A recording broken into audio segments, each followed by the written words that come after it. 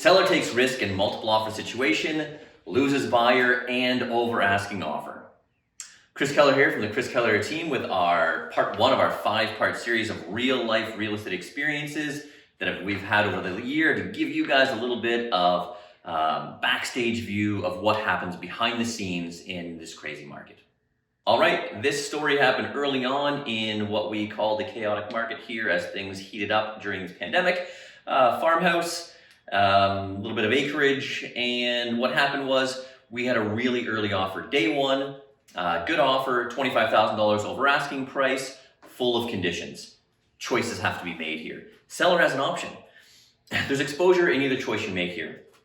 If you accept this offer on Thursday before you let the whole market drive up in Toronto and see it on the weekend, you could be losing an opportunity to make more on the property. On the other hand, if you wait until Tuesday, say hold offers and collect the offers on Tuesday, you might end up with 0 offers on Tuesday. That has happened, that can happen. So there's always exposure. You have to run through with your sellers what the options are and figure out what's best. Buyer tip in this situation. The reason why the sellers decided to wait until Tuesday, of course, there's lots of market indicators. We had lots of calls, lots of interest, lots of views online, lots of showings booked. So we thought, it might be worth seeing what happens. And the buyers probably could have gotten it for $25,000 over asking price if they had a clean offer. Clean offer being very few conditions or no conditions, and there's always exposure when you do that because if you're not going to do well or septic or home inspection, there could be a cost to you. So as a buyer, you have to say to yourself, if I end up going into multiple offers next week and I have to pay 100 grand over asking versus 25 over asking, or even more than that, what's the exposure to me and the cost if I had to get a brand new well, brand new septic, and a brand new roof, say worst case scenario, that could be 60, 65 grand. You're still kind of in the black in terms of having to pay more for the house or improve the house. So there's always exposure, there's always options, but as a buyer, you have to assess that and speak to your agent, figure out on that day, do I want to take the risk and remove all these conditions, lock this thing up before the entire city comes up on the weekend and sees it, or I want to wait and see what happens on Tuesday next week. All right, next step in the story is a bunch of showings on the weekend, some great attention, some great interest, anticipating maybe 10 offers, only 4 come in, but 4 offers is good. We can work with 4 offers.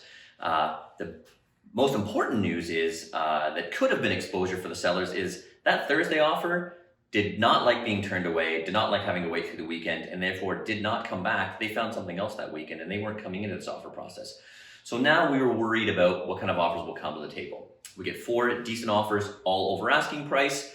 Actually, 1 was under asking price, and all sort of close to and around what that first offer was on Thursday. So in this situation, we have options with the seller.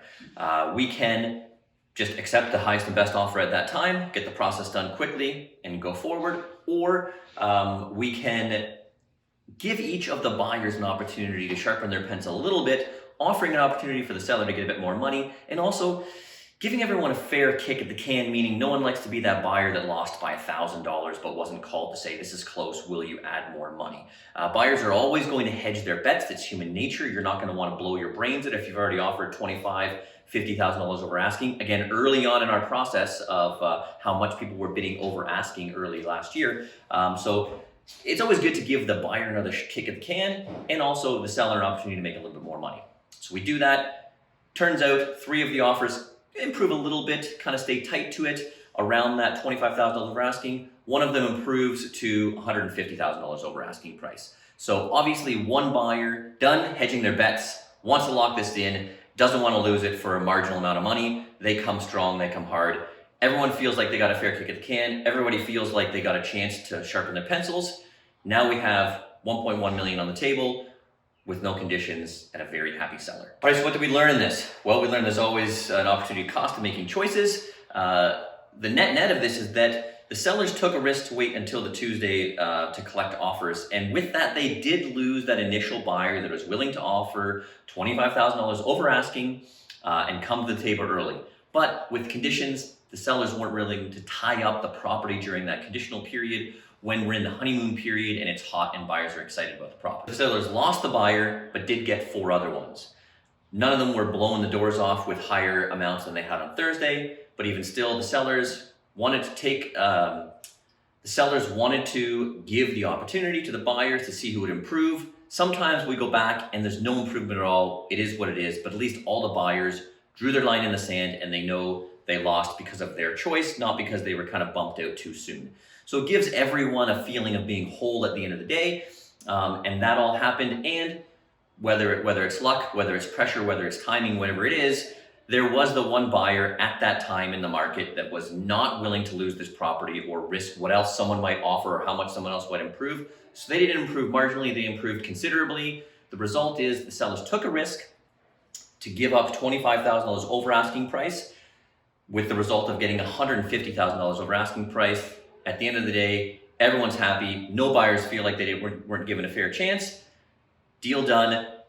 The result, fantastic for the sellers, great for the buyers.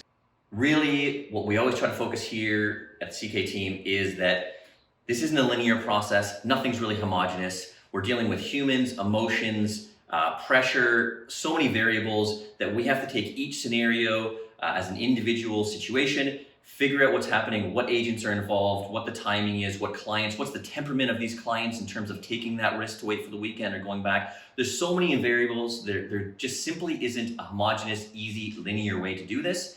It's a moving target every time, and you need to be represented by the right people to hit the target.